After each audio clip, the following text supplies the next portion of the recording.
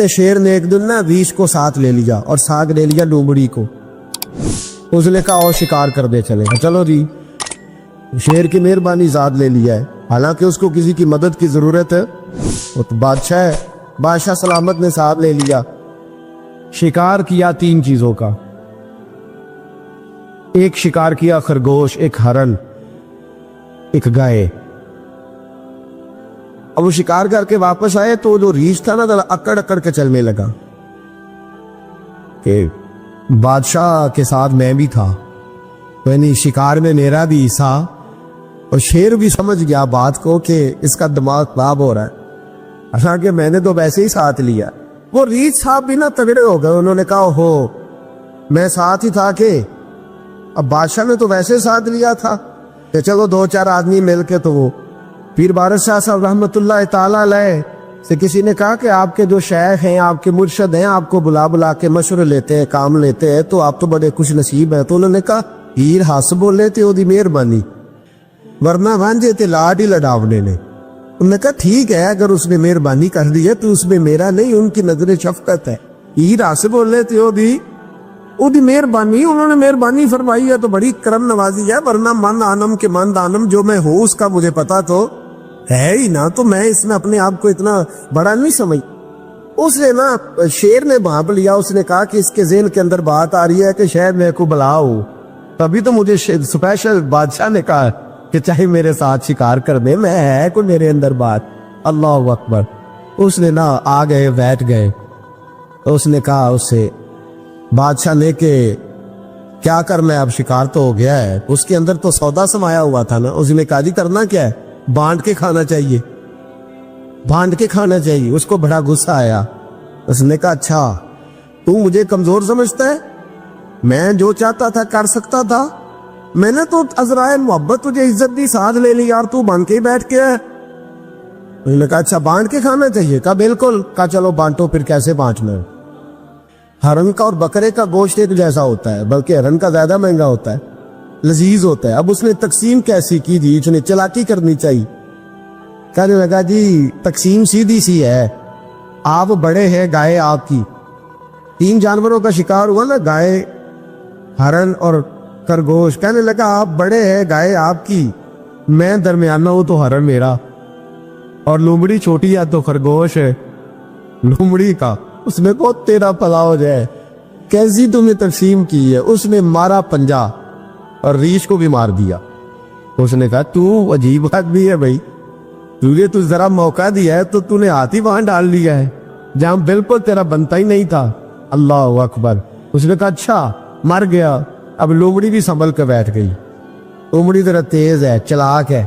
تو مولا رومی علیہ الرحمہ کہتے ہیں, اور شیر کہنے لگا لومڑی سے چل تو تقسیم کر, تو تقسیم کر کیا کرنا چاہیے. تو کہنے لگی بادشاہ سلامت تقسیم بڑی سادی سی ہے, سویرے ناشتہ خرگوش کا کرے, دوپہر کو آپ جب کھانا کھانے لگے تو ہرن تناول فرمائے, اور شام کو ذرا آپ زیادہ کھاتے ہیں تو آپ گائے کھائیں. یہی تقسیم ہے. بڑا راضی ہوا شیر. اس نے کہا تو نے یہ تقسیم بڑی اچھی کی ہے, یہ کہاں سے سیکھی ہے؟ کہنے لگی ریچھ کی موت سے سیکھی ہے. ابھی مرا ہے نا میرے سامنے, اس کی موت سے میں نے سیکھی ہے, اس لیے کہ اگر یہ تقسیم نہ کی تو مر میں بھی جاؤں گی. بات تو تفنن کی ہے, ظرافت کی ہے, لیکن مولا رومی کیا فرماتے ہیں؟ وہ فرماتے ہیں دوسروں کی موت سے سیکھ جا. حضرت عمر کا وصال ہوا, قبر پہ مٹی ڈالی جا رہی تھی. حضرت ابو دردہ نے نا یوں مٹی پکڑی ہوئی ہے, تو ایک ایک چلو کر کے مٹی ڈالتے ہیں نا, پہلے 3 چلو ڈالتے ہیں کہ چلو ہمارا بھی اس نیکی میں حصہ ہو جائے. تو مٹی ڈالنے کے لیے نا مٹی پکڑی ہوئی تھی. توجہ ہے آپ کی میری بات پر؟ تو اس مٹی کو لے کر کے جا رہے تھے حضرت ابو دردہ. مٹی لے کے جاتے حضرت سیدنا ابو دردہ حضرت عمر کی قبر پر ڈالنے کے لیے, یہ پکڑی ہاتھ میں, مٹی ڈالنے کا ارادہ کرتے تو واپس آ جاتے, پھر جاتے تو واپس آ جاتے, پھر جاتے. لوگوں نے کہا ابو دردہ ڈالتے کیوں نہیں؟ تو آنکھوں میں آنسو آ گئے, رو پڑے. کہنے لگے عزت کے اس کو ہے گراں پہ مٹی ڈال دوں, وقار کے اس بادشاہ پہ مٹی ڈال دوں. فرمانے لگے شہنشاہ کردار پر اس پر مٹی ڈال دوں. پھر میں مٹی پکڑی اور اپنے سر پہ ڈال لی. فرمانے لگے عمر تو مٹی کے قابل نہیں, مٹی کے قابل تو میں ہوں. मैं था जिस पर मट्टी पड़नी चाहिए थी। और आप फरमाने लगे, लोगों सुन लो, अगर उमर जैसे तकवे के बादशाह भी रब ने जमीन से उठा लिए तो हम भी बचेंगे नहीं। हमने भी अल्लाह की बारगाह में जाना था। अगर इतने इतने पाकबाज लोग, अगर नेकी ही दुनिया में रहने का सबब होती तो ये पाक लोग हमेशा दुनिया में रहते।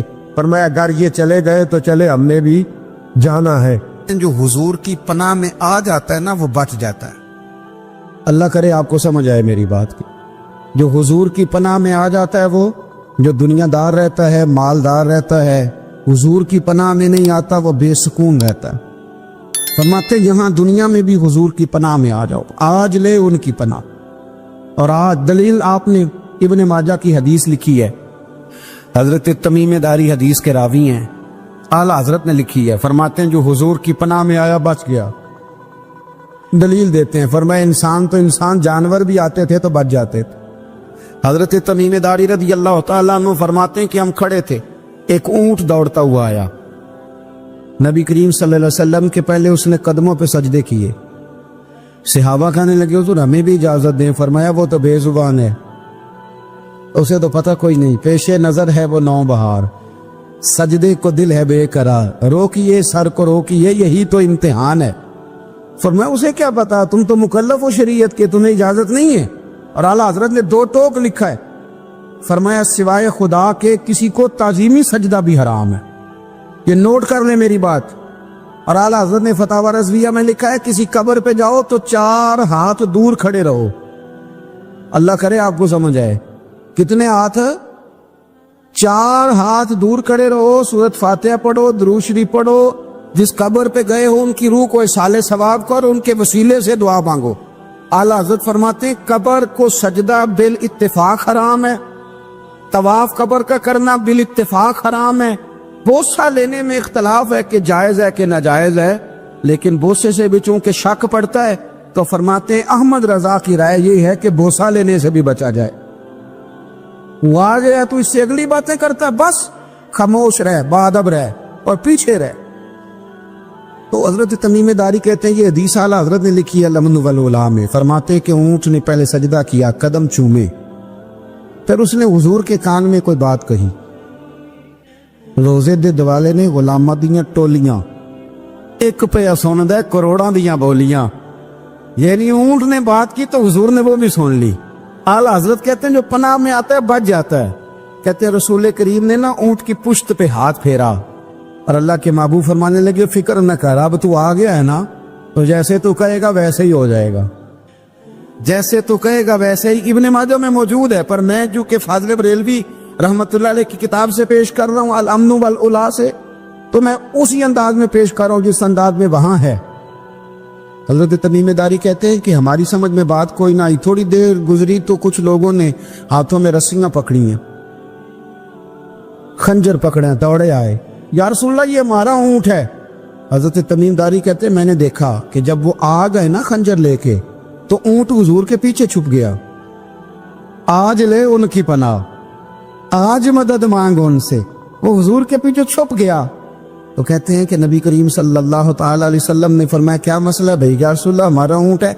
ज़िबा करने लगे तो दौड़ा है। हुजूर फरमाने लगे वो तो तुम्हारी शिकायत कर रहा है। वो कहता है या रसूलल्लाह मैंने बरसों इनकी नौकरी की, बरसों मैंने बड़ी नौकरी की। सही कहता है या रसूलल्लाह? ठीक कहता है। हुजूर अब बूढ़ा हो गया हूं, थोड़ा ज्यादा बोझ नहीं उठा सकता, तो मुझे ज़िबा करके खाना चाहते हैं, मैं मरना नहीं चाहता। नबी करीम फरमाने लगे अच्छे लोग ये सिला देते हैं। उन्होंने अर्ज की हुजूर आप हुक्म कर दें, हम इसको छोड़ देते हैं या रसूलल्लाह, नहीं ज़िबा करेंगे, खिदमत करेंगे। हुजूर फरमाने लगे नहीं, अब मेरे पास आया है ना, अब मैंने वापस नहीं करना।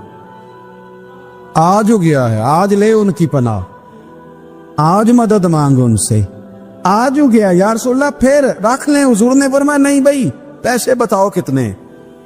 या रसूलल्लाह नहीं नहीं कुछ नहीं। नबी करीम अलैहिस्सलाम ने फरमाया नहीं बताओ कितने, बताओ कितने। उन्होंने कहा हुजूर एक दफा रेट लगाया था तो 100 दिनार लगा था। हुजूर ने फरमाया बिलाल दे दो 100 दिनार। 100 दिनार दे दिया। आला हज़रत फरमाते हैं देखो उनकी पनाह में आने की बरकतें कितनी हैं। उनसे कहा तुम जाओ, वो चले गए। हुजूर ने पुश्त पे हाथ फेरा, फरमाया जा तू आजाद है। حضرت تمیم داری کہتے ہیں وہ پہلے گیا پھر پلٹ کے آیا، اس نے نبی پاک کے کان میں کو بات کی، کئی باتیں کی، پر میں ایک بات کرتا ہوں، کئی باتیں کی، ایک بات کی تو حضور رو پڑے، اونٹ چلا گیا، ہم نے عرض کی حضور یہ کیا کہہ گیا ہے؟ تو محبوب فرمانے لگے یہ کہہ گیا یا رسول اللہ جس طرح آپ نے مجھے چھری سے بچایا ہے میں دعا کرتا ہوں اللہ آپ کی امت کو جہنم سے محفوظ فرمائے، اللہ جہنم سے بچائے آپ کی امت، اس طرح مجھے چھری سے آپ نے محفوظ کیا۔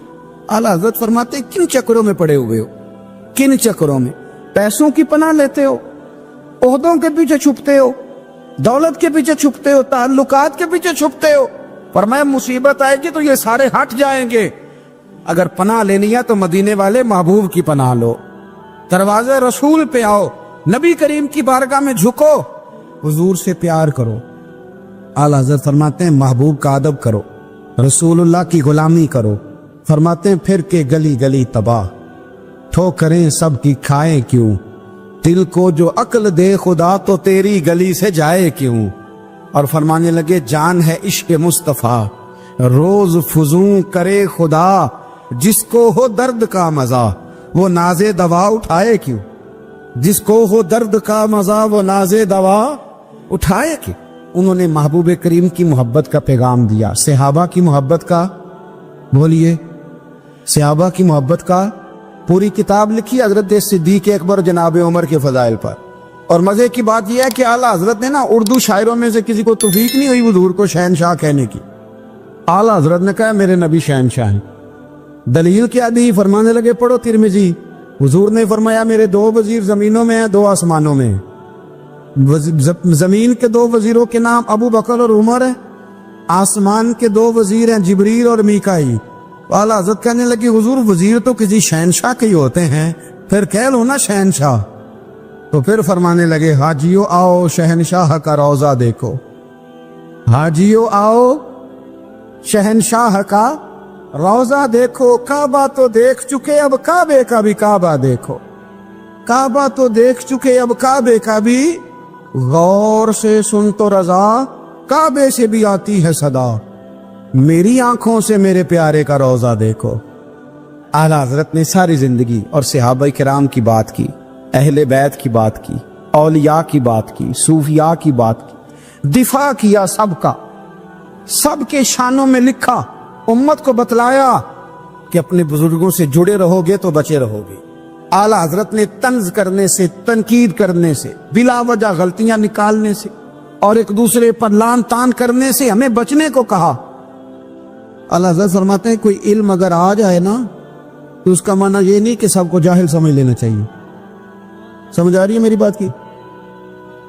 ہم جس شعبے میں بھی ہوتے ہیں نا سامنے والے کو ان پڑھ ہی سمجھتے ہیں۔ مولویوں کے بارے میں بعض لوگوں کا خیال ہے کہ یہ پتہ نہیں کون سی مخلوق ہے، ان کو کیا پتا دنیا داری کا، میں صحیح کہہ رہا ہوں۔ اسی طرح جو میرے شعبے سے تعلق رکھنے والے لوگ ہیں وہ کہتے ہیں شاید سارے تاجر دو نمبر طریقے سے ہی مال کماتے، یہ ہو نہیں سکتا، ایسا ہو نہیں سکتا۔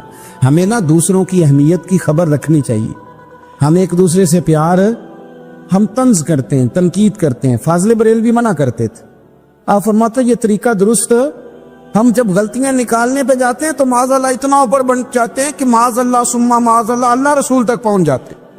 اعلیٰ حضرت کے زمانے میں ایک شخص نے کہہ دیا نبی پاک کا خیال آئے تو نماز ٹوٹ جاتی، عقل ہے نا جی جہاں مرضی لے جاؤ، تو کہنے لگا جی میں نے خالص اللہ کے لیے پڑھنی ہے نا فلسفہ جی، نبی پاک کا خیال آئے تو نماز ہے۔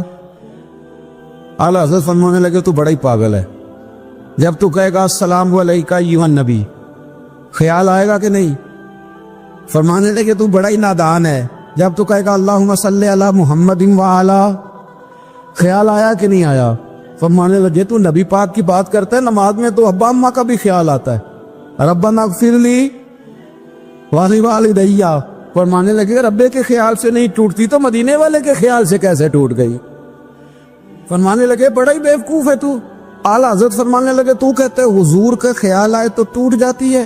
فرمانے لگے جب تک حضور کا خیال آئے نہ نماز ہوتی ہی نہیں، جب تک حضور کا خیال نہ آئے نماز ہوتی ہی نہیں، سوال ہی نہیں پیدا ہوتا۔ لوگوں نے کہا جناب وہ کس طرح؟ تو اعلیٰ حضرت فرمانے لگے اللہ نے کہا قرآن میں واقعی الصلاۃ نماز پڑھو، یہ نہیں بتایا کتنی پڑھنی ہے، اور یہ بھی نہیں بتایا فجر کی کتنی پڑھنی ہے، یہ بھی نہیں بتایا ظہر کی، یہ بھی نہیں بتایا قیام کیسے کرنا ہے، ہمیں یہ بھی نہیں بتایا رکوع کیسے کرنا ہے۔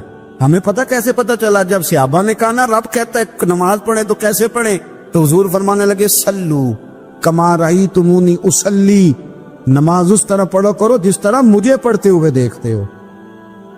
تو کہا یہ تو کیسی عجیب بات کر رہا ہے کہ نبی کریم صلی اللہ علیہ وسلم کا خیال آئے۔ اور پھر بڑی مزیدار بات، ایک شخص نے اعلیٰ حضرت سے آ کے نا، اس زمانے میں نا ایک آریہ مذہب ہوتا تھا، اب اللہ کا شکر ہے وہ کوئی نہیں، اب ویسے جو بڑے نئے نئے مذہب نکل آئے ہیں، جو آدمی جتنا پڑھ جاتا ہے معاذ اللہ وہ ایک نئی بات ہی شروع کر دیتا ہے، اور جو انوکھی بات کرے اس کے پیچھے رش بھی زیادہ ہو جاتا ہے، سٹائل ذرا ہٹ کے ہو نا جی تو ذرا ماحول جلدی بن جاتا ہے۔ تو وہ آریہ مذہب تھا، تو وہ ایک آریہ آ گیا اعلیٰ حضرت کے پاس آ کے کہنے لگا کہ فرض کی اہمیت زیادہ ہے کہ سنت کی؟ تو اعلیٰ حضرت فرمانے لگے بھئی اہمیت تو فرض کی زیادہ ہے۔ تو کہنے لگے آپ کا وضو تو پھر سنت سے شروع ہوتا ہے، وضو میں پہلا فرض ہے منہ دھونا، اور آپ سب سے پہلے ہاتھ دھوتے ہیں، یہ بھی سنت، ناک میں پانی ڈالنا یہ بھی، کلی کرنا یہ بھی۔ میری بات کی سمجھ آ رہی ہے؟ اس نے کہا یہ آپ عجیب لوگ ہیں، فرض اگر بڑا ہے تو پہلے فرض ہونا چاہیے تھا۔ سمجھ آ رہی ہے میری بات کی؟ لوگ دین پر بڑے بڑے مختلف اعتراضات کرتے ہیں نا، اس نے کہا جی پہلے ہونا چاہیے تھا فرض، تو منہ دھونا فرض ہے، آپ نے گھٹنوں تک ہاتھ دھوئے، اب یہ جو آپ نے ہاتھ دھو یہ بھی سنت، کلی کری تو وہ بھی سنت، ناک میں پانی ڈالا تو وہ بھی سنت، تو آپ تو چوتھے نمبر پہ فرض ادا کر رہے۔ تو اعلیٰ حضرت فرمانے لگے تم اصل میں محبوب کا غلام نہیں نا، ہاں تجھے کیا پتا ہو یہ بات کیا ہے، تو بیٹھ جا ہم سے سن، ہم تجھے بتاتے۔ اس نے کہا جی کیا مطلب؟ فرمانے لگے یہ محبوب جو ہے نا ہمارے، یہ ہمیں بڑی جگہوں سے بچاتے ہیں، یہ بچا بچا کے فرائض تک لے جاتے ہیں۔ کیا مطلب؟ کہنے لگے حضور نے ہمیں کہا ہے کہ پہلے نا ہاتھ دھو لو، پتہ چل جائے پانی زیادہ گرم تو نہیں، منہ جاوی نہ جائے، پہلے نا دیکھ لو۔ فرمایا پھر ناک میں ڈال کے پتہ کرا لو کہ اس میں سے بدبو تو نہیں آتی، سنت بھی ادا ہو گئی، پتہ بھی چل گیا بو تو نہیں آ رہی، اور فرمایا پھر منہ میں ڈال کے چکھ لو کہ بد ذائقہ تو نہیں۔ اب یہ 3 سنتیں ادا کر کے تم فرض ادا کرو گے تو اللہ بھی راضی ہوگا، اللہ کے رسول بھی راضی ہوں۔ میرا پسندیدہ موضوع ہے اعلیٰ حضرت پہ بات کرنا۔ اب میں مطلب کون سی بات چھیڑوں اور کون سی چھوڑوں، آپ ذرا غور کریں۔ ان کو نا بات منوانی بھی آتی تھی۔ اعلیٰ حضرت کا فتویٰ ہے کہ جمعے کی دوسری اذان جو ہے نا وہ خطیب کے سامنے کھڑے ہو کے نہیں دینی چاہیے، باہر دروازے پہ دینی چاہیے۔ اعلیٰ حضرت رحمت اللہ علیہ نا جبل پور چلے گئے، سفر تھا، وہاں آپ کے 2 خلفاء تھے، باپ بیٹا مولانا عبدالسلام بھی خلیفہ تھے، مفتی برہان اللہ ان کے بیٹے وہ بھی خلیفہ تھے۔ فاضل بریلوی جب وہاں پہنچے نا، کہ عالم وہ نہیں ہوتا کہ جو بات لچھے دار تقریر کر کے تو گزر جائے، عالم وہ ہوتا ہے جس کو بات کرنی بھی آتی ہو اور ذہن میں اتارنی بھی آتی ہو، وہ شخص ہے جو پختہ علم رکھتا ہو، اسے پتا ہو کہ کس حکمت کے ساتھ لوگوں کو بات سمجھانی ہے۔ کلم الناس علی قدر عقولہم، اگرچہ مدرسین کی بھی بڑی بات ہے لیکن ٹھہر کر طریقے سے پیار سے ہمارے بزرگ سمجھاتے تھے۔ اعلیٰ حضرت سے وہاں کسی نے پوچھا جی جمعے کی دوسری اذان کہاں پڑھنی چاہیے؟ تو اعلیٰ حضرت فرمانے لگے باہر پڑھنی چاہیے۔ آپ نے وہ فتویٰ دے دیا، وہاں جناب لڑائی شروع ہو گئی، وہاں لوگوں نے کہہ دیا جناب ہمارے ہاں 40 سال سے ہو رہی ہے، کسی نے کہا 35 سال سے۔ اعلیٰ حضرت فرمانے لگے دین تجربے سے نہیں آتا، دین علم سے آتا ہے، یعنی 40 سال تجربہ ہو گیا تو اس کا مطلب ہے آپ عالم ہو گئے، دین کا تعلق تجربے سے وہ علم سے ہے۔ وہ بحث ہو گئی۔ اعلیٰ حضرت نا انگریز کی عدالت نہیں جاتے تھے، فرماتے تھے عدالت تو وہ ہوتی ہے جہاں عدل ہوتا ہے، آپ اس کو کچہری کہتے تھے، عدالت کہتے ہی نہیں تھے، اور کبھی گئے ہی نہیں تھے۔ انہوں نے مقدمہ کرا دیا اعلیٰ حضرت، پرچہ کٹوا دیا جی مولانا نے فساد کرا دیا۔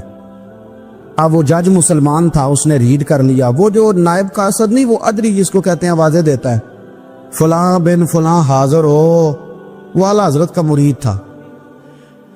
آپ نے اسے بلا کے نا تو ساری بات سمجھا دی، وہ سمجھ گیا کرنا کیا ہے۔ جب باری آئی نا اعلیٰ حضرت کی تو جج صاحب نے کیس پہلے پڑھ لیا تھا کہ یہ مسئلہ ہے، مولانا کہتے ہیں اذان باہر پڑھو تو کچھ لوگ کہتے ہیں سامنے پڑھنی چاہیے۔ اس نے کہا بھی بلاؤ مولانا رضا علی خان ولد نقی علی خان۔ وہ کہنے لگا کھڑا ہو کے نا جج کے سامنے، کانوں میں دونوں بالکل جج کے آواز دینی تھی نا باہر جا کے، تو جج صاحب کے سامنے جج صاحب کی طرف منہ کر کے کہنے لگا مولانا رضا علی خان ولد نقی علی خان حاضر ہو. اور جج کہنے لگا بیوقوف باہر جا کے کہنے لگے یہی تو میرے پیر کہتے ہیں, یہی تو وہ فرماتے ہیں کہ خطیب تو آیا بیٹھا جمعہ پڑھانے, وہ تو آیا ہوا ہے, باہر جا کے کہے جو نہیں آئے انہیں بھی پتا چل جائے کہ جمعہ پڑھنا ہے, یہی تو وہ کہتے ہیں. وہ جج کہنے لگا مولانا کو آنے کی ضرورت نہیں, وہ جو بھی کہہ رہے ہیں ٹھیک ہی کہہ رہے ہیں, وہ ٹھیک کہہ رہے ہیں جو بھی کہہ رہے ہیں. انہوں نے فکری طور پر لوگوں کی تربیت کی, انہیں بات سمجھا. ایک مولانا نے کہہ دیا کہ نبی پاک صلی اللہ علیہ وسلم کو تو غیب کا علم ہی نہیں, تو اعلیٰ حضرت فرمانے لگے تو بتا اگر نہ ہو حضور کو غیب کا علم تو تیرا کیا فائدہ ہے. سوچنے کی بات ہے نا بھائی, کوئی اختلاف نہیں, لیکن کسی کا کیا نقصان ہے اگر اللہ اپنے نبی کو غیب کے خزانوں کی چابیاں دے, ہے کسی کا نقصان؟ عجیب فلسفہ ہے نا. میں سفر کرتا رہتا ہوں تو بچے میپ لگا لیتے ہیں, اس کو غیب ہے کدھر جانا کدھر نہیں جانا, لے جاتا ہے کہ نہیں, لیفٹ ہو جاؤ رائٹ ہو جاؤ, کس نے بتایا اسے؟ اس کی بات ماننا اسلام کے کفر. اللہ اکبر, الجھ گئی نا بات. پھر وہ بتاتا ہے کہ آپ 5 گھنٹے 4 منٹ میں فلان جگہ پہنچ جائیں گے, تو اتنی دیر میں بندہ پہنچ جاتا ہے این ٹائم پہ. تو یہ بات ماننا اسلام کے کفر. لیکن مجھے افسوس اس بات کا ہے کہ ڈاکٹر کا الٹرا ساؤنڈ ماننے والے, میپ کی باتیں ماننے والے, کل اتنے بجے بارش ہو جائے گی یہ ماننے والے, اگر کہا جائے کہ رسول پاک نے یہ غیب کی خبر دی ہے تو لوگ اڑ جاتے ہیں. اعلیٰ حضرت فرماتے ہیں یوں نہ کرو, جسے کوئی سائنسدان پڑھائے اگر وہ بہت ساری باتیں بتا سکتا ہے تو جسے رب رحمان پڑھائے. رحمان علم القرآن خلق الانسان. میں تم بات ہی نہیں مانتے. فاضل بریلوی نے الدولت المکیہ پوری کتاب لکھی ہے, اور فرماتے ہیں اللہ نے سب سے زیادہ غیب کی خزانوں کی چابیاں اپنے نبی کو عطا فرمائی ہے. تو آپ نے ہر محاذ پر حضور کی شان بیان فرمائی, نبی پاک کی عظمتوں کے تذکرے کی. آپ نے فرمایا کہ اولیاء اللہ, صوفیاء, بزرگ, ان پر تنقید نہ کرو. ہمارا نا آج مزاج بن گیا ہے. میں اکثر کہتا ہوں کہ لوگوں کا ذائقہ خراب ہو گیا. یہ جو لوگ کہتے ہیں نا نماز میں دل نہیں لگتا, محفل میں سرور نہیں آتا, ہم جب اینک تنقید کی لگا کے جاتے ہیں تو کیسے مزہ آئے گا؟ جب ہم سامنے والے کو اچھا ہی نہیں سمجھ رہے, سب سے اچھے ہم خود ہیں. میں اکثر کہا کرتا ہوں کہ جب تک ہم تھوڑا سا نیچے بیٹھ کے اوپر نہیں نہ دیکھتے, بندے ہمیں بڑے نظر نہیں آئیں گے, چھوٹے چھوٹے نظر آئیں گے. ہم ہمیشہ اوپر کھڑے ہو کے نیچے دیکھتے. مہربانی فرمائیں. بڑی شاندار بات لکھی اعلیٰ حضرت بریلوی نے ملفوظات شریف میں. آپ فرماتے ہیں 2 بڑے زبردست قاری تھے. تلفظ اچھا ہی ہونا چاہیے, لیکن اس کا یہ مطلب نہیں کہ پھر آپ سب پہ تنقید ہی کرتے رہیں. اعلیٰ حضرت فرماتے ہیں 2 قاریوں نے نا ایک بزرگ کے پیچھے نماز پڑھی, تو ان کے نا کچھ قواعد مستحب, کچھ قواعد ٹھیک نہیں تھے. تو کہنے لگے شہرت تو بڑی سنی تھی پر بابے کو تو قرآن بھی صحیح نہیں پڑھنا آتا. یہ اعلیٰ حضرت نے لکھا ہے, چھوڑو جو یہ بھی کو بلی ہے. فرماتے ہیں بس مستحب قواعد ٹھیک نہیں تھے, جو چیزیں ضروری ہیں وہ ٹھیک پڑھتے تھے بابا جی. اب ان دونوں نے تنقید کی دل میں, اور باہر نکل کے ایک دوسرے سے کہنے لگے یار کتنا سوچ کے آئے تھے, پر یہ تو قرآن پاک بھی ٹھیک نہیں پڑھتے. اب موسم تھا تھوڑا سا ایسے ہی, معتدل موسم تھا, نہ زیادہ گرمی تھی نہ زیادہ سردی تھی. قریب ایک جھیل تھی, کپڑے اتارے, تہمتیں باندھی اور جھیل میں گھس گئے نہانے کے لیے. ایک شیر آیا تو کپڑے اٹھا کے لے گیا. اب بندہ پانی میں کتنی کو دیر رہ سکتا ہے؟ موسم بھی معتدل تھا, بڑی گرمی بھی بندہ زیادہ نہیں رہ سکتا. ٹھٹھرنے لگے, پریشان ہو گئے, کانپنے لگے, جائیں تو کدھر جائیں, بڑے پریشان. اب شیر بیٹھا ہے سامنے اور پہاڑی کے اوپر وہ بیٹھا کپڑے لے کے. اعلیٰ حضرت فاضل بریلوی رحمۃ اللہ تعالی علیہ فرماتے ہیں کسی نے جا کے بزرگوں کو بتایا کہ وہ آپ کے مہمانوں کے کپڑے لے گیا شیر. تو ٹھٹھر رہے. وہ بزرگ آئے اور آ کے نا تو شیر کو آواز دی, اللہ ہر مشکل دی کنجی یارو ہاتھ مردان دے آئی. شیر کو آواز دی, کہنے لگے ادھر آئے نا. وہ آیا تو تھپکی دی. فاضل بریلوی نے حقوق والدین پہ لکھا, حقوق اولاد پہ لکھا, استاد کے حقوق پہ لکھا, شاگرد کے حقوق پہ لکھا. اعلیٰ حضرت نے پڑوسیوں کے حقوق پہ لکھا. فاضل بریلوی رحمۃ اللہ نے پیر اور مرید کے حقوق پہ لکھا. اعلیٰ حضرت نے شرطیں بیان کی مرید کس کا ہونا ہے, شرائط. فرمایا سب سے پہلے 4 شرطیں دیکھو پھر بیعت کرنا. پہلی بات یہ کہ وہ بندہ اتنا عالم ہے کہ ضرورت کے مسئلے بتا سکے, جاہل کی بیعت جائز نہیں. اور دوسرے نمبر پہ فرمایا یہ بھی دیکھو کہ اعلانیہ گناہ تو نہیں کرتا, ظاہری طور پر شریعت کا پابند ہے. तीसरे नंबर पर ये देखो उसका सिलसिला मुत्तसिल है, बाकायदा किसी से मुरीद हुआ है, सिलसिला ऊपर तक सही चल रहा है। और फरमाया चौथा, ये जरूर याद रखना कि खलीफा मजाज हो, किसी शेख कामिल ने उसे इजाजत दी, अपनी मर्जी से ना बांध के बैठ गया हो कि मुझे तवीज मिल गए हैं, ये ना हो। फरमाया इन चीजों को देखो और फिर पूरी पाबंदियां लगाई। किसी ने पूछा पीर और मुरीदनी का पर्दा है, तो आला हज़रत फरमाने लगे नबी पाक की जो बीवियां हैं ना वो मोमिनों की माएँ हैं, उनको कुरान ने माएँ कहा है, तो अगर उस माँ का बेटे से पर्दा है तो फिर मुरीदनी का पीर से पर्दा क्यों नहीं। फरमाया वाजिब है मुरीदनी के लिए पीर से पर्दा करना वाजिब है। आपको एक बुजुर्ग थे, उन्होंने अपने यहाँ जलसे पे बुलाया, जब आप पहुंचे तो वो औरतों को नंगे मुंह तावीज दे रहे थे। आपने दूर से देखा तो वापस आ गए। वो दौड़े पीछे, कहने लगे मौलाना कुछ तो ख्याल करें, लोग क्या सोचेंगे, ऐसे चले गए। तो आप फरमाने लगे शाह जी आप नबी पाक की शरीयत का ख्याल ना करें तो मैं आपका ख्याल करूं, शरीयत इस्लामिया का ख्याल नहीं कर रहे, बेपर्दा और तुम्हें बैठे हो। वो कहने लगे मैं तौबा करता हूं, आज के बाद नहीं करूंगा। फरमाया फिर हाथ बढ़ाइए, फिर मैं आपके हाथों के बोसे लेता हूं, इसलिए कि अगर आप मान गए हैं तो फिर हमारा इख्तलाफ नहीं। सारी जिंदगी दीन की पहरेदारी की।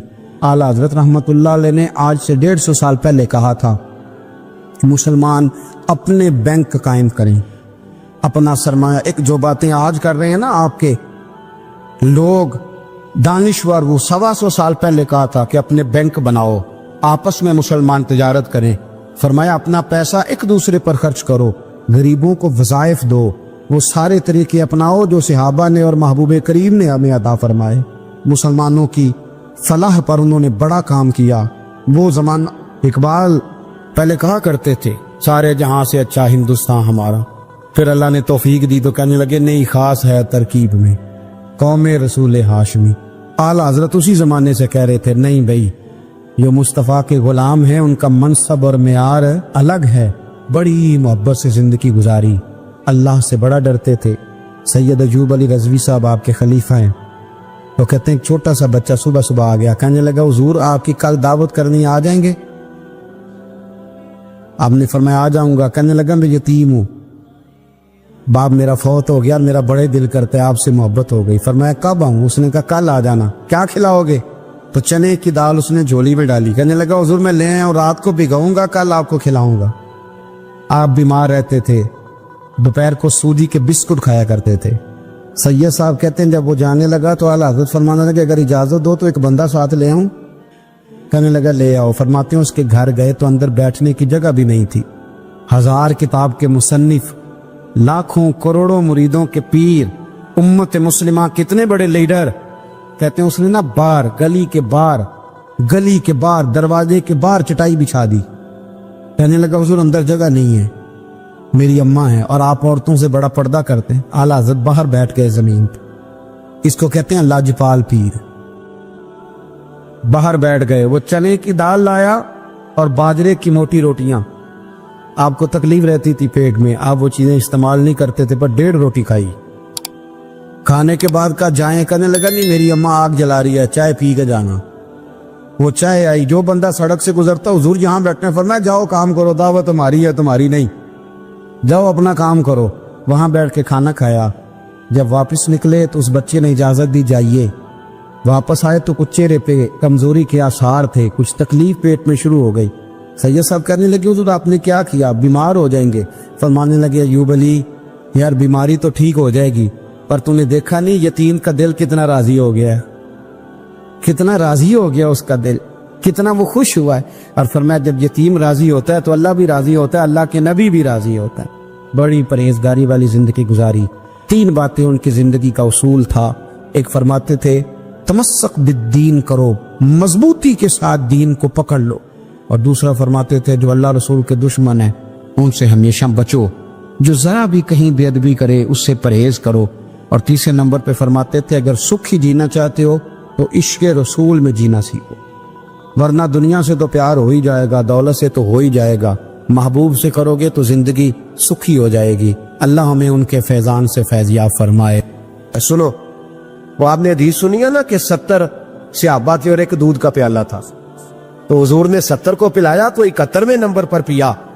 मुस्तफ़ा करीम ने फरमाया अगर मैं अल्लाह का रसूल हो के 70 गुलामों का जूठा पीता हूं تو بتا تیرا یہ بخاری مسلم ہے. لیکن اب ہماری نفاست پسندیوں کے رنگ بھی نالے ہیں نا. انہیں روٹی کھا لی ہے اور اکثر اگر آپ ناراض نہ ہو تو بات کرنی پڑتی ہے, جب سامنے آ جاتی ہے تو کرنی پڑتی ہے. امیر کا جھوٹا ہو تو پھر خیر ہے, اگر غریب کا ہو تو جی اے چور صاحب تو پیے اور دے دیو تو یہ ماڑے دا ہاتھ لگ گیا کہ تو کے لیا. یہ ظلم ہے, یہ زیادتی ہے. اس کا مطلب ہے نفاستیں بھی ہم دولتوں سے آئیں گی, دولت سے آئے گی معاذ اللہ. سن بہرحال عنوان نہیں, حضرت جابر بن عبداللہ رضی اللہ تعالی عنہ, بخاری مسلم ہے, کہتے جب خندق کی جنگ ہو رہی تھی نا, غربت بڑی تھی, قحط بڑا تھا, صحابہ پریشان تھے, 2-2 3-3 پتھر پیٹ پہ باندھے ہوئے.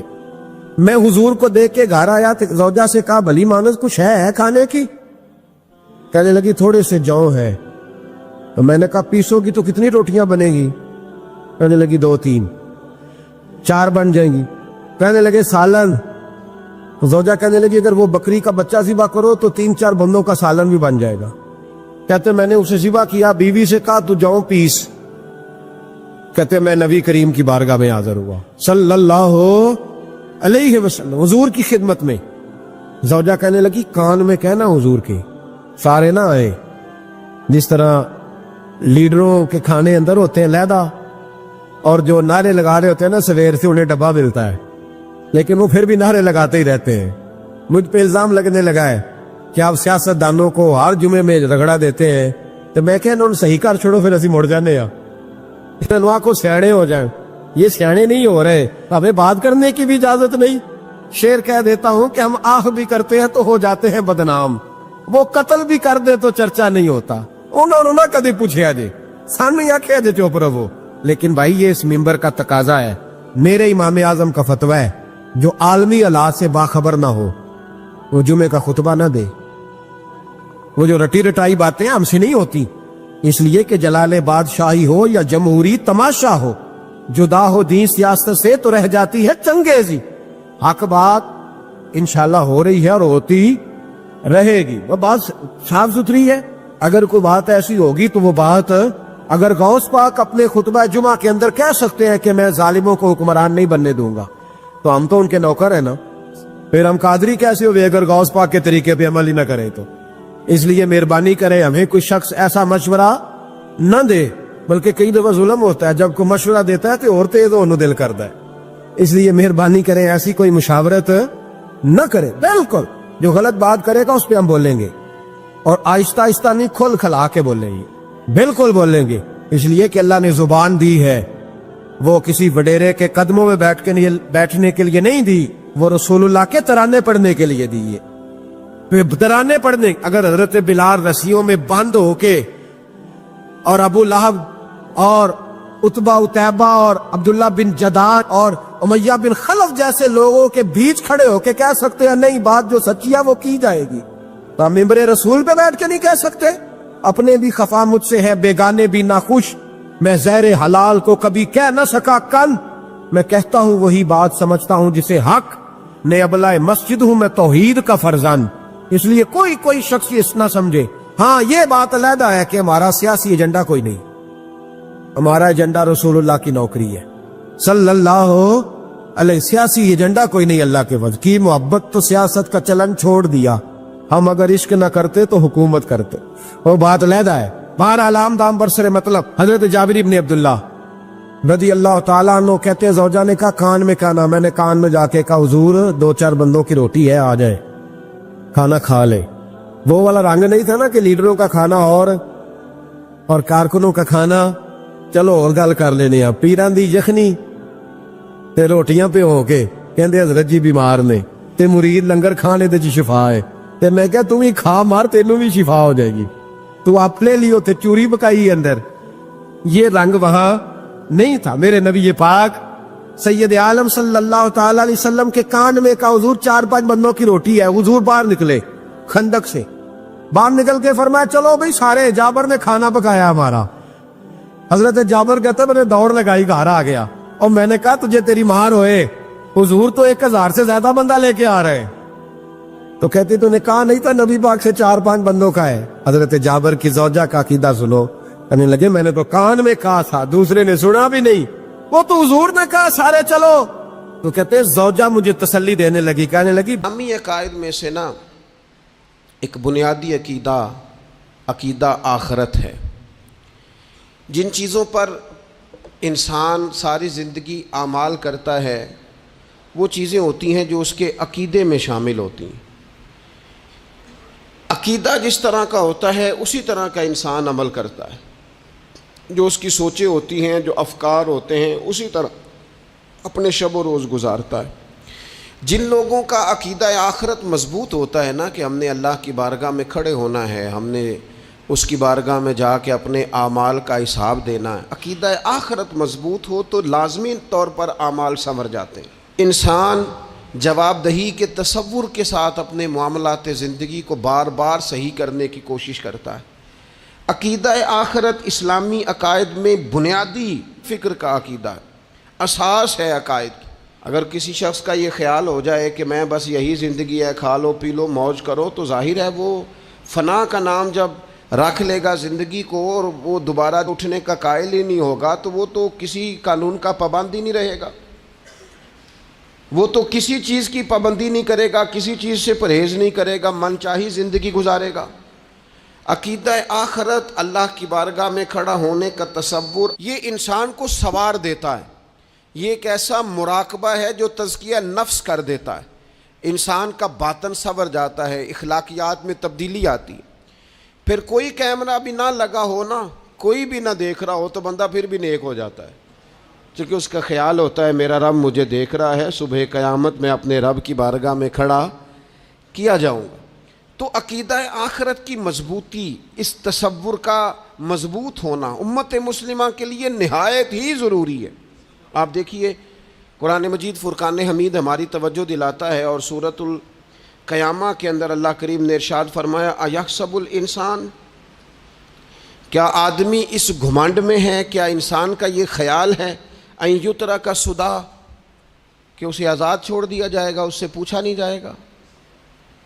क्या इंसान ये समझता है उससे कोई सवाल, अयहसबुल इंसान, क्या इंसान इस गुमान में है, इस घुमंड में है, अन युतरा का सुदा, कि उसे आज़ाद छोड़ दिया जाएगा, कोई पूछने वाला नहीं होगा। इसे आज़ाद नहीं छोड़ा जाएगा, इस पर पाबंदियाँ हैं, इस पर कुछ कुयूद हैं, इसे कुछ हुदूद बताई गई हैं, इसे एक दायरा कार दिया गया है, इसे बताया गया है कि ये हलाल है, ये हराम है, ये तेरे लिए जायज़ है, ये तेरे लिए जायज़ नहीं है। इस चीज़ की हद तक तू आगे बढ़ सकता है, यहाँ से इस लाइन को तू क्रॉस नहीं कर सकता। उस पर पाबंदियाँ हैं, उन पाबंदियों के बीच रह के वो ज़िंदगी गुजारेगा। और ये भी याद रखे, ये आयत एक दूसरा माना ये देती है कि ये मत समझे कि सुबह क़यामत इसे छोड़ दिया जाएगा, इससे पूछा जाएगा, इससे सवाल किया जाएगा। अल्लाह की बारगाह में जब ये खड़ा होगा तो इसे अपने आमाल का हिसाब देना हो। लाजमी तौर पर एक अदालत सुबह क़यामत लगेगी, जिस अदालत में मुजरिम पेश होंगे, उन्हें अपने जुर्मों का हिसाब देना है, जालिमों को खड़ा किया जाएगा, उनसे उनके जुल्म के बारे में बात पुरस होगी। तो लाजमी तौर पर अकीदा आखरत की मजबूती इंसान को मजबूत करती है, उसके आमाल पर पैरे बैठ जाते हैं, वो फूंक फूंक कर कदम रखता है, सोच कर जुमले बोलता है। वो कोई भी मामला करता है तो उसमें उसका ख्याल होता है कि मैंने दुनिया से चले जाना है, मेरे पास पता नहीं कितना वक्त बचा है, लिहाजा मुझे आखिरत में पेश होना है। अपने मामलात की आसानी के लिए, वहाँ की आसानी के लिए मैं यहाँ थोड़ा सोच समझ के चलूँ। रब फरमाता है तुझे ऐसे ही आज़ाद नहीं छोड़ा जाएगा, आज़ाद पंछियों जैसी ज़िंदगी न गुजार, सुबह क़यामत के मामलात को पेश नज़र रख, उस पर गौर कर। ये तसव्वुर घर के बाहर भी पूरा मजबूत होना चाहिए और घर के अंदर भी पूरा मजबूत होना चाहिए। इंसान अपने मालिक से डरे और क़यामत के दिन उसकी बारगाह में हाजिरी का यकीन रखे, और वो याद रखे कि यहाँ जो कुछ, वो देखे ना, बच्चों को उस्ताद पढ़ाता है, मेहनत कराता है, अगर बच्चे नहीं पढ़ते तो डांटता भी है, समझाता भी है, कायल भी करता है, और जब वो आखिरी बात करता है तो फिर वो पता क्या कहता है, चलो ठीक है, अगर ना पढ़ोगे तो इम्तिहान तो आना ही है ना, रिजल्ट तो आना है, पेपर में बैठोगे नहीं आएगा, फेल हो जाओगे। ये लास्ट पर ये बात ज़रूर होती है, और ये इम्तिहान देने का तसव्वुर اور امتحانی سینٹر میں جانے کا خیال طالب علم کو مجبور کرتا ہے کہ میں اسباق تیار کروں، میں بار بار اس پر غور کروں، میں کتاب کو سمجھوں، میں اس کو حل کروں چیزوں کو، تاکہ جب میں مرکز میں جاؤں پرچہ دینے کے لیے امتحانی سینٹر میں تو پھر مجھے پریشانی کوئی نہ ہو۔ بس سمجھانے کے لیے بات عرض ہے کہ یہاں لوگوں کو بتایا جاتا ہے، قائل کیا جاتا ہے یہ حلال ہے، یہ حرام ہے، یہ تیرے لیے ٹھیک نہیں ہے، یہ تیری حدود ہیں، یہ تیرے قیود ہیں، یہ تیرا دائرہ کار ہے۔ لیکن اگر پھر بھی کوئی بندہ باز نہ آئے، پھر بھی کوئی شخص باز نہ آئے، تو پھر اس کو کہا جائے گا صبح قیامت اللہ خود حساب لے لے گا، پھر تجھے مالک اپنے سامنے کھڑا کرے گا، ثم لتسألن یومئذ عن النعیم، پھر وہ تجھ سے ایک ایک نعمت کے بارے میں سوال کر لے گا، پھر تجھے جواب دینا ہوگا۔ تو اس تصور کو اپنی زندگی میں لاگو کریں کہ ہم نے مرنا ہے، اللہ کی بارگاہ میں جان، اس تصور کو پوری طور پر طاری کریں اپنے ذہنوں میں۔ یہ جو رسمی سی بات ہے نا، پتہ نہیں کب چلے جانا ہے، جو جانے والے ہوتے ہیں ان کی کوئی تیاری بھی ہوتی ہے۔ جن کو پتہ ہوتا ہے نا، وہ رمضان المبارک میں نا کئی دفعہ ایسا ہوتا ہے کہ ٹکٹیں نہیں مل رہی ہوتی اور عمرے کے ویزے لگ چکے ہوتے ہیں، تو ایجنٹ کہہ دیتے ہیں جانے والوں کو کہ تیاری رکھنا، کسی وقت بھی میرا فون آ جائے گا۔ تو لوگوں نے بیگ باندھ لیے ہوتے ہیں، سامان تیار کر لیا ہوتا ہے، سارے انتظامات کر کے رکھے، کیوں کہ پتہ نہیں کس وقت بلاوا آ جائے گا۔ تو روز کہتا ہے پتہ نہیں اللہ کی جانب سے کس وقت بلاوا آ جائے گا۔ پھر اپنی تیاری بھی تو یار کچھ بتانا، میں بھی بتاؤں، آپ بھی بتائیں۔ پھر ہم اپنے آپ سے یہ بھی تو سوال کریں نا کہ جہاں اچانک جانا پڑے اس کے لیے تیاری ہوتی ہے، ہماری تیاری کیا ہے؟ اگر اچانک جانے پڑے اس کی بارگاہ میں کیا تیاری؟ روز دیکھ رہے ہیں نا، کچھ لوگ روڈ پہ چڑھے تھے پہنچ نہیں سکے، ہاسپٹل گئے تھے پہنچ نہیں سکے، کچھ لوگ کسی فیلڈ میں کام کر رہے تھے، ڈگری نہیں مل سکی، جا ہی نہیں سکے، وقت آ گیا۔ تو اگر وہ ٹائم آ جاتا ہے اس کی بارگاہ میں حاضر ہونا پڑ جاتا ہے، تیاری کیا ہے؟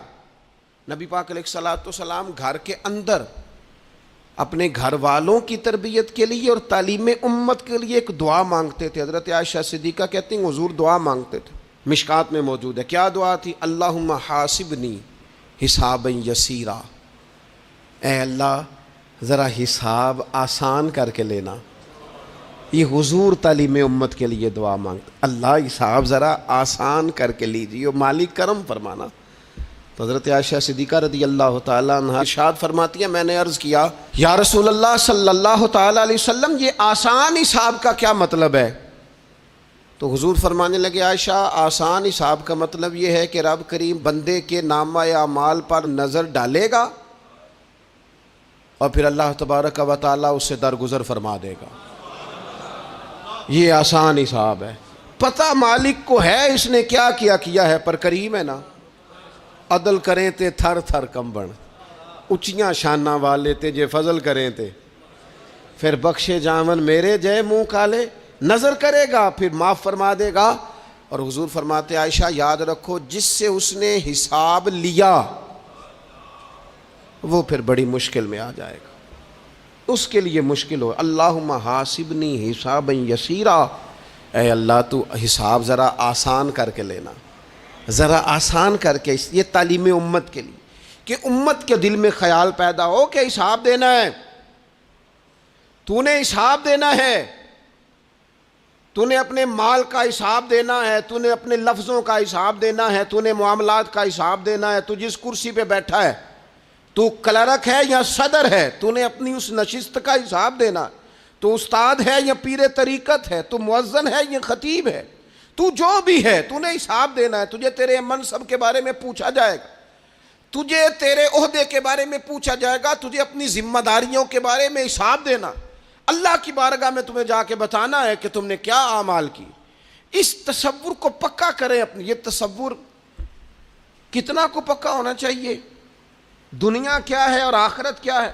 ہمارے ہاں لوگوں نے بہت بڑا لمبا چوڑا دنیا کا تصور بنا لیا ہے، کار جہاں دراز ہے، لمبا تصور، دنیا داری کے لیے لمبی منصوبہ بندی، دور دور تک میں نے یہ کرنا ہے، پھر میں نے یہ کرنا ہے، پھر اس کے بعد انشاءاللہ یہ کر دینا۔ یہ تو آپ نے 300 سال کی پلاننگ بتا دی ہے، یہ تو 300 سال کی پلاننگ بتائی۔ کیا بتائیں تجھے اے باپ، کیا کار ہائے نمایاں کر گئے BA کیا, نوکر ہوئے, پینشن ملی, پھر مر گئے. زندگی تو اتنی سی ہے, اتنی لمبی منصوبہ بندی, اس میں آخرت کہاں ہے؟ اس میں اگر کسی مقام پر رب کی بارگاہ میں حاضر ہونا ہے تو وہ کہاں ہے؟ جو مرنے والے لوگ ہوتے ہیں ان کا تو جینا کچھ اور طرح کا ہوتا ہے, جن کو جانا ہوتا ہے ان کا رہنا تو کچھ اور طرح کا ہوتا ہے, جن کو کسی جگہ منتقل ہونا ہوتا ہے, جو عارضی مکانوں میں رہتے ہیں ان کا رہن سہن تو ذرا اور طرح کا ہوتا ہے. لیکن جو ہمارا انداز ہے, جو ہمارا رہن سہن ہے, جو ہمارا طریقہ کار ہے, وہ تو مستقل رہنے کا ہے. وہ تو لگتا ہے کہ کبھی چھوڑنے والے نہیں ہیں. اس میں تو کوئی ایسی چیز نظر نہیں آتی کہ جس میں ہم محسوس کریں کہ ہم نے چھوڑ کے جانا ہے. لیکن نبی پاک علیہ السلام نے جس دنیا کو ہم بہت بڑی دنیا سمجھتے ہیں, حضور نے اس کی مثال کیا دی؟ صحیح مسلم کی حدیث ہے. دیکھیں کتنا کھول کر اور کتنا آسان کر کے رسول پاک ہمیں بات سمجھاتے ہیں. دنیا کیا ہے, آخرت کیا ہے, یہ والی زندگی کیا ہے, آخرت کی زندگی کیا, بالکل کھول کر واضح کر کے نبی پاک علیہ الصلوۃ والسلام فرمانے لگے دنیا اور آخرت کی مثال اس طرح ہے جس طرح دریا بہ رہا ہو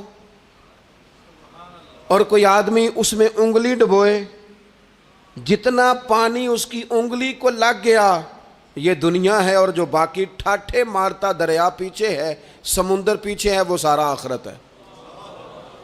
یہ اتنی سی دنیا ہے, یہ صحیح مسلم میں موجود ہے. اتنی سی دنیا کے لیے اتنے پاپڑ بیلنا, اتنی سی دنیا کے لیے اتنے ظلم کرنا, اتنی سی دنیا کے لیے اتنے حق ضائع کرنا, اتنی سی دنیا کے لیے اتنے لوگوں کے دل توڑنا, اتنے حقوق پہ ڈھاکہ ڈالنا, اتنا جبر کرنا, لوگوں کا مال کھانا, لوگوں کو تکلیف دینا, عزتیں اچھالنا, اتنی سی دنیا کے لیے. حضور فرمانے لگے اتنی سی ہے یہ دنیا, جتنا انگلی کو پانی لگ گیا ہے وہ جنت, جو نری جنت نہیں, خدا کا فضل ہے, جو اللہ کی عطا ہے اپنے بندوں کے لیے. میرے کریم فرمانے لگے اس جنت میں وہ نعمتیں ہیں نہ کسی آنکھ نے دیکھی, نہ کسی کان نے سنی, نہ تمہارے دل پر کبھی خیال ہی گزرا ہوگا کہ ہمارا رب ہمیں یہ جی عطا فرمانے والا ہے. تھوڑا سا نا 24 گھنٹوں میں کچھ ٹائم اپنی آخرت کے لیے, اپنے سارے معاملات کو مرتب کرتے ہوئے کچھ زندگی کے کام اپنی آخرت کے لیے. آپ یقین کریں بچوں سے لے کر بڑوں تک, ان پڑھ سے لے کر پڑھے لکھے تک, ہم نے جس کو اپنے مزاج کے مطابق کم فہم سمجھا اس سے لے کر دانشور تک دوڑ لگ گئی دنیا جمع کرنے کی. وہ ایک سوچ حضرت سلطان باہو رحمۃ اللہ علیہ فرمانے لگے, ہزاروں لوگ ان کی خدمت میں آیا کرتے تھے تو کہتے ہیں رابدہ طالب کوئی نہیں ملیا, ات جو ملے ہے طالب زردہ ہو. یہ تو دعا کرانے آئے ہیں کہ میرا کاروبار نہیں چلتا, یہ تو دعا کرانے آئے ہیں کہ جناب وہ میرا جو ہے وہ فلانا کیس سلجھ گیا. رابدہ طالب کوئی نہ ملے. کوئی ایسا تو آتا جو کہتا میری اس سے ملاقات کرا دے, کوئی طریقہ بتائیں مالک معرفت کیسے دیتا ہے. کوئی تو ایسا آتا جو کہتا کہ آؤ نہ کچھ باتیں درد کی کریں, کچھ عشق رسول کی تم کرو, کچھ محبت مصطفیٰ کی میں کروں. کچھ ایسے آتے جو کہتے آؤ نہ کوئی ذکر چھیڑے صدیق اکبر کا, کوئی بات کریں سیدنا فاروق اعظم کی, کچھ تذکرے ہو جائیں عثمان غنی کے, تھوڑی دیر ہو نہ جائے مولا علی کا تذکرہ. کچھ لوگ ہوتے نا ایسے جو اس طرح کے ہوتے, لیکن وہ ہر وقت دنیا داری, ہر وقت. اچھا کہیں اکتاتے بھی ہیں نا, تھک گئے کاروبار کر کر کے, کہیں اکتاتے بھی ہیں تو کرتے کیا ہیں, سیر کرنے چلے جاتے ہیں. میں جی بور ہو گیا ہوں کام کرتے کرتے, چلو میں اب ٹھنڈے علاقے میں چلتا ہوں. کبھی تو ایسا ہونا تو کہے میں نے بچوں کو بھی وقت دیا ہے, دوستوں کو بھی دیا ہے, یاروں کو بھی دیا ہے, صحت کو بھی دیا ہے, میں نے ٹائم اپنے شوق کو بھی دیا ہے, اب میں کسی کو ٹائم نہیں دوں گا, یہ چند گھنٹے میں صرف رب رسول کی بارگاہ میں حاضری دوں گا.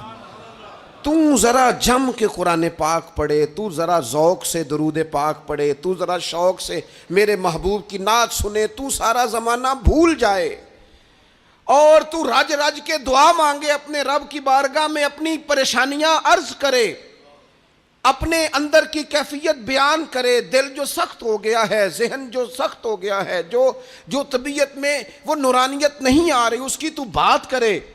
تو اپنے رب کی بارگاہ میں معافی کا سوال کرے، تو اس سے قیامت کے دن درگزر کرنے کے لیے عرض کرے، کچھ تو ایسا ٹائم نکلے۔ لیکن دوستو، ہم تو بالکل الجھتے ہی جا رہے ہیں۔ وہ معاملات زندگی ہیں کہ ختم ہی نہیں ہو رہے، شوق ہیں کہ ختم ہی نہیں ہو رہے، باتیں ہیں کہ بڑھتی چلی جا رہی ہیں۔ دور گزر گیا جب لوگ کہتے تھے کہ کوئی درود پاک بتائیں جس سے سرکار راضی ہو۔ ایک کی مسئلہ ہے، کام نہیں چلتا۔ ایک صاحب آئے، کام نہیں چلتا، میں نے کہا سورہ واقعہ پڑھا کریں، کہتے ہیں حضرت میں بڑی دیر سے پڑھ رہا ہوں۔ میں نے کہا چلیں کوئی صدقات دے کے دیکھ لیں، کہنے لگے بڑی دیر سے دے رہا ہوں۔ میں نے انہیں ایک اور وظیفہ بتایا، کہنے لگے یہ بھی مجھے کسی نے بتایا تھا، بڑی دیر سے کر رہا ہوں۔ تو میں نے انہیں کہا پھر میری ایک ناقص رائے یہ ہے کہ سارا کچھ کرنے کے بعد اگر ابھی تک پھر بھی آپ سمجھ رہے ہیں نا آپ کی مرضی کے مطابق آپ پر دروازے نہیں کھل رہے، پھر آپ صبر کریں، جو میرا رب چاہتا ہے اس پہ راضی رہ کے دیکھیں، پھر ذرا راضی رہ کے دیکھیں، پھر دیکھیں کہ مالک کا فیصلہ کیا ہے۔ وہ آپ کے حق میں کوئی رحمت والا فیصلہ ہی فرمائے گا، پھر ذرا انتظار کر کے دیکھیں، پھر ذرا صبر کر کے دیکھیں۔ پھر وہ کہتا وَبَشِّرِ الصَّابِرِينَ، محبوب یہ جنہوں نے صبر کیا ہے انہیں میری رحمت کی خوشخبری سنا دو۔ پھر وہ کہتا ہے باقیوں کے پاس مال ہوگا، دولت ہوگی، اقتدار ہوگا، بڑا کچھ ہوگا، ان اللہ مع الصابرین، صبر کرنے والوں کے ساتھ رب کریم ہوگا۔ پھر ذرا ٹھہر ہی جائیں، پھر تھوڑا حوصلہ ہی کر لیں، پھر اس کے فیصلے کا ذرا انتظار کر کے دیکھیں۔ ہم نا من چاہی زندگی کے پیچھے پریشان ہیں اپنی آخرت کے، اور آخرت کرتی کیا ہے؟ جب آپ کا آخرت پر یقین پکا ہو جاتا ہے نا، پھر لازمی طور پر انسان کے اعمال سنورتے ہیں۔ آپ یقین کریں سنورتے ہیں، 100% سنورتے ہیں۔ آپ آخرت پر جتنا یقین، حضرت عمر کا آخرت پر یقین پکا تھا نا، دنیا میں مکان ہی کوئی نہیں بنایا، پکا تھا۔ سیدنا مولا علی شیر خدا امیر المومنین بھی ہو گئے تو طامت پھر بھی پھٹی ہوئی تھی، پکا یقین تھا نا کہ اللہ نے ہمارے لیے آگے بڑی نعمتیں تیار کی ہوئی ہیں۔ حضور نے آ کے فرمایا تھا نا کہ عمر میں تیرا گھر دیکھ آیا ہوں جنت میں، یقین پکا تھا نا بڑا کچھ ملنے والا ہے۔ تو جن لوگوں کا پکا ہونا کہ میرا دیس میں گھر ہے، وہ پردیس میں بلڈنگیں نہیں بنایا کرتے، ان کو پتہ تھا کہ ہمارے دیس میں گھر بنے ہوئے ہیں، لہٰذا یہاں وہ کسی پریشانی کا شکار۔ اور دوسرا، جب بندے کا آخرت پر یقین پکا ہو جاتا ہے نا، ایک بات آپ نے ضرور ذہن میں رکھنی ہے۔ ہمارے محدثین نے لکھا ہے جس بندے کا صرف دنیا داری میں جینے کا مزاج ہو جاتا ہے نا، وہ بزدل ہو جاتا ہے، اور جس کا خیال ہوتا ہے نا زندگی عارضی ہے، صبح قیامت دوبارہ اٹھوں گا، وہ بندہ بہادر ہو جاتا ہے۔ جس کا خیال ہے نا یہی کچھ ہے، کھا لو پی لو بس، یہ زندگی ختم ہو گئی تو ختم ہو گئی، مر گئے تو مر گئے، ختم ہو گئے، فنا ہو گئے، ان لوگوں کا مزاج بزدلانہ ہو جاتا ہے، جرت مند نہیں رہتے۔ اور جن کا یہ خیال ہوتا ہے نا مرنے کے بعد بھی اٹھنا ہے، ایک نئی زندگی اللہ عطا کرے گا، وہ لوگ پھر موت سے گھبراتے نہیں، انہیں مرنے سے ڈر نہیں لگتا۔ پھر موت کا لفظ کوئی بندہ سنا کہ انہیں بلیک میل نہیں کر سکتا، وہ بندے طاقتور ہو جاتے ہیں، باہمت ہو جاتے ہیں۔ حضرت جابر بن عبداللہ فرماتے ہیں، بخاری میں حدیث ہے، فرماتے ہیں ایک احد والے دن ایک صحابی کھجور کھا رہے تھے، تو کھجور کھاتے کھاتے انہوں نے نبی پاک صلی اللہ تعالیٰ علیہ وسلم کی خدمت میں عرض کی، حضور اگر میں آج شہید ہو جاؤں تو کہاں جاؤں گا؟ تو محبوب فرمانے لگے میرا رب اپنے فضل سے تجھے جنت عطا کرے گا۔ حضرت جابر بن عبداللہ رضی اللہ تعالیٰ عنہ فرماتے ہیں اس بندے نے کیا کیا، اس نے نا کھجور جتنی کھا لی تھی کھا لی، باقی نکال دی منہ سے، تلوار لی، میدان میں گئے، شہید ہو گئے۔ سبق ہمیں کیا دیا؟ کہنے لگے جب مرتے ہی اللہ تعالیٰ جنت عطا کرے گا، پھر کھجور کھاتے کھاتے رہنے والی دیر بھی کیوں کرنی ہے؟ پھر چھوڑو، جنت میں جا کے اللہ کے دیے ہوئے انعام کھائیں گے۔ کھجور کھانے کی بھی دیر برداشت نہیں کی۔ یہ آخرت کا اجر، آخرت میں رب کی بارگاہ میں کھڑے ہونے کا تصور بندے کو طاقتور کر دیتا۔ وہ بزدل، اقبال کیا کہتے ہیں؟ اقبال کہتے ہیں موت کو سمجھے ہیں غافل اختتام زندگی، یہ ہے شام زندگی، پھر صبح دوام زندگی۔ اور حضرت بلے شاہ بھی بول پڑے، وہ کہنے لگے عرش فرشتے بانگا ملیاں مکے پہ گئے شور، بلے شاہ آسان نہیں مرنا، یہ تے مر گیا ہی کوئی ہور، یہ تو کسی اور۔ پھر ایک اور درویش بولے، وہ کہنے لگے وارث شاہ او کدو مر دے، وارث شاہ او کدو مردے جنہ کیتیاں نیک کمائیاں نے، وہ تو اللہ کی بارگاہ میں انعام پاتے ہیں. ایک پل ہے موت، اس پل سے گزرتے ہیں، پھر رب کا فضل انہیں ملتا ہے. میں کئی دفعہ کہہ چکا ہوں، پھر کہتا ہوں، یہ جب بہت ٹینشن بن گئی نا، ڈپریشن بہت بڑھ گیا، کووڈ-19 کے دن تھے، کرونا کے، تو مجھے ایک سرکاری ادارے میں بلایا گیا جہاں اس عملے کو میں نے گفتگو کرنی تھی، اس عملے سے جو مریضوں کو دیکھ رہا تھا. کہنے لگے، مجھے وہاں کے جو ہیڈ تھے کہنے لگے پیر صاحب بڑا ڈپریشن بڑا ہے، لوگ ڈر رہے ہیں. وقتی طور پہ خوف بھی بڑا تھا. تو میں نے ایک صاحب سے وہاں کہا کہ اتنا خوف کس بات کا؟ کہنے لگے جی مجھے تو زیادہ ہجوم آ جائے تو میرا سانس نہیں نکلتا، تو قبر میں تو کھڑکی کوئی نہیں، تو تصور سوچ سوچ کے میں ڈرتا ہوں. تو میں نے کہا ڈاکٹر صاحب، ماں کے پیٹ میں جو رب آکسیجن دیتا ہے وہ قبر میں بھی دے گا. تو انہوں نے آپ کی طرح سبحان اللہ نہیں کی، کیونکہ وہ ڈاکٹر صاحب تھے نا. سیانے بندے کو سمجھانا بھی کافی سیانے بندے کا کام ہے، وہ زیادہ سیانے تھے. لیکن نا سوتے کو جگانا تو کام ہے، اور اگر جاگتے کو جگانا پڑ جائے تو بہت مشکل کام ہوتا ہے. وہ ڈاکٹر صاحب تھے. وہ کہنے لگے جی حضرت صاحب، وہ تو ماں سانس لیتی ہے تو وہ بچے کو جاتا ہے، وہ آکسیجن ماں کے سانس کی بنیاد پہ ملتی ہے، تو قبر میں وہ کیسے ہوگا؟ میں نے کہا چلیں ٹھیک ہے ڈاکٹر صاحب، آپ کی یہ دلیل بھی مان لیتے ہیں. وہ جو انڈے سے بچہ نکلتا ہے، وہ چاروں جانب کوئی سوراخ ہوتا ہے؟ ڈاکٹر صاحب نے قلم چھوڑ دیا، رکھ دیا. میں نے کہا چلو یہ بھی بتاؤ زندہ ہی نکلتا ہے؟ کہنے لگے بالکل. تو میں نے کہا سونا بھی نکلتا ہے؟ کہنے لگے بڑا ہی پیارا ہوتا ہے. میں نے کہا انشاءاللہ جب ہم قبروں سے نکلیں گے مصطفیٰ کا صدقہ، یوم نحشر المتقین الی الرحمن وفدا، رب کہتا ہے تم جب نکلو گے نا قبروں سے، متقی مومن جب نکلیں گے تو رب کی بارگاہ میں مہمان بنا کر پیش کیے جائیں گے.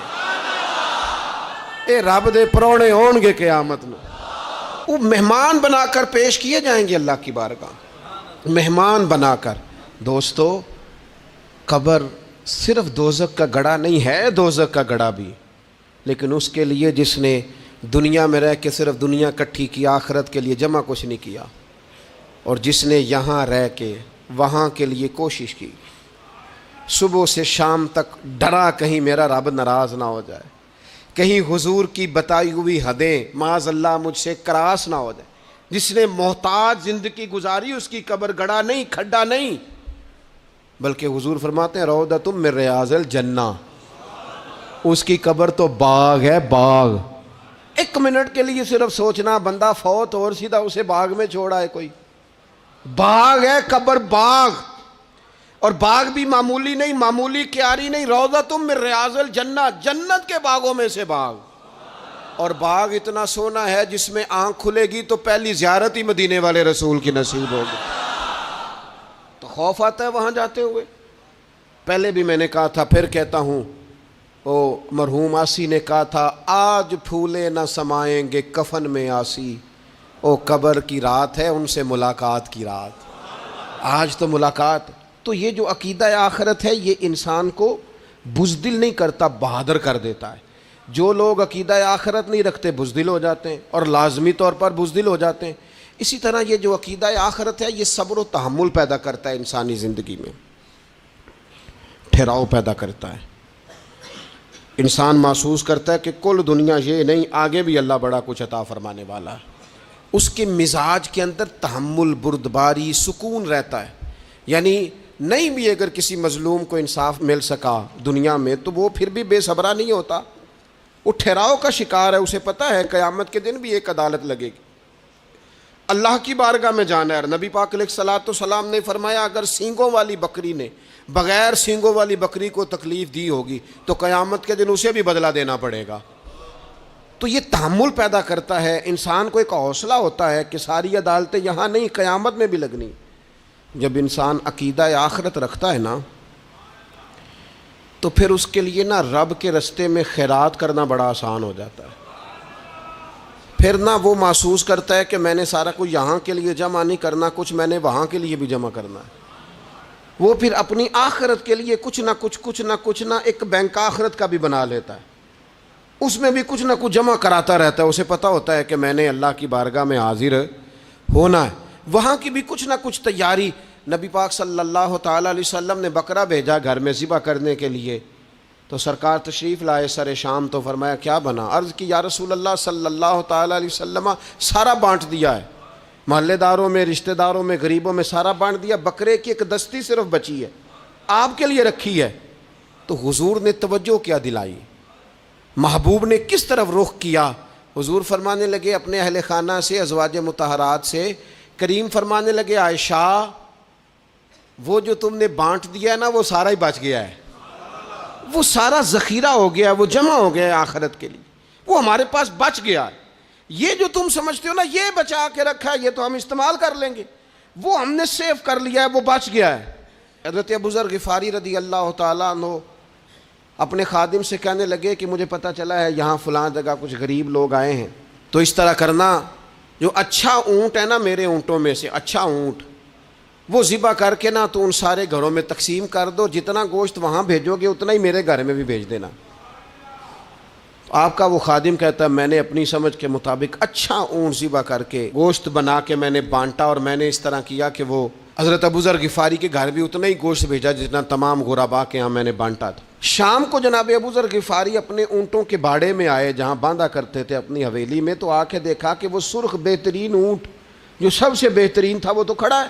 تو آپ اپنے خادم سے کہنے لگے میں نے تمہیں کہا تھا جو سب سے اچھا ہے اس کو ذبح کرنا، تو وہ کہنے لگا حضور وہ باقیوں میں سے سب سے اچھا تھا، اس سے ہی تھوڑا سا کمزور تھا، اور یہ تو آپ کی سواری کے لیے ہے نا، یہ تو آپ کے کام آتا ہے، اس پہ تو آپ سفر کرتے ہیں، اس لیے میں نے اسے چھوڑ دیا، اور اس کے بعد جو سب سے اچھا تھا وہ میں نے ذبح کر دیا۔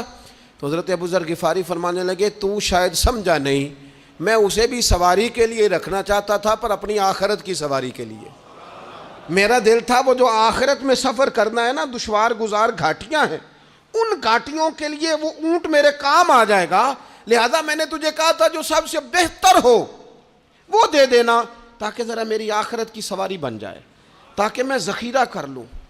بڑا دیا بال بچوں کو، بڑا دیا بہن بھائیوں کو، بڑا دیا دوست احباب کو، بڑے قرضے دیے ادھر ادھر، لیکن ساری زندگی دیے، ایک موقع پر صرف آپ نے کسی کو انکار کیا نہ، ایک موقع پر،